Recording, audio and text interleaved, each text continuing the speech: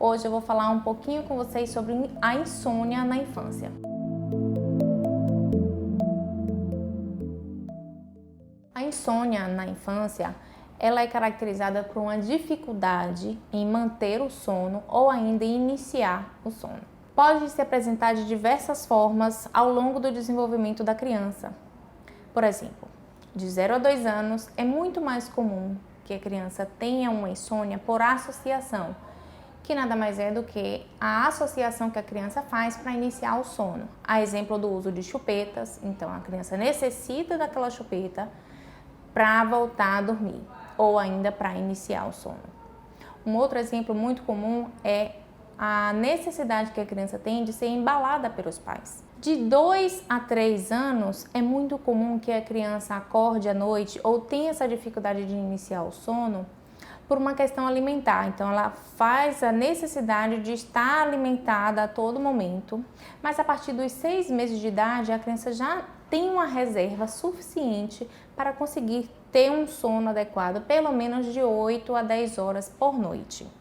De 3 a 6 anos e de 6 a 12 anos, a criança geralmente tem uma dificuldade em iniciar o sono por medo, por ansiedade, por algum momento que esteja passando, seja na escola, seja no ambiente familiar. Então é muito mais comum de que esses transtornos psicológicos estejam diretamente relacionados ao sono. Como é que a gente trata a insônia na infância? Uma das primeiras formas que a gente precisa pensar em tratar a criança é fazendo a higiene do sono. Não adianta a gente pensar em somente medicar a criança e a gente não corrigir todo o entorno do sono da criança. Então, essa criança tem uma rotina de sono, ela consegue estabelecer que, por exemplo, às 8 horas todos os dias, ela vai ter a rotina de terminar de jantar, tomar banho, escovar os dentes, entrar no quarto e apagar as luzes. A criança desde pequena, ela necessita dessa rotina. Mas eu tenho uma coisa muito importante para falar para vocês. O uso de aparelhos eletrônicos é uma das principais causas de transtorno do sono na infância e da insônia propriamente dita.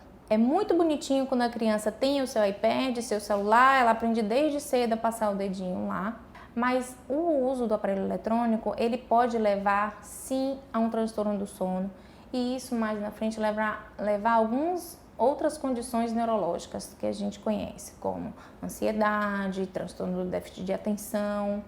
Então eu gostaria de pedir para vocês que todas as vezes que você quiser colocar o seu filho para dormir, evite pelo menos 2 horas antes que ele tenha contato com qualquer tipo de eletrônico, seja ele celular, televisão, iPad ou qualquer outro aparelho eletrônico.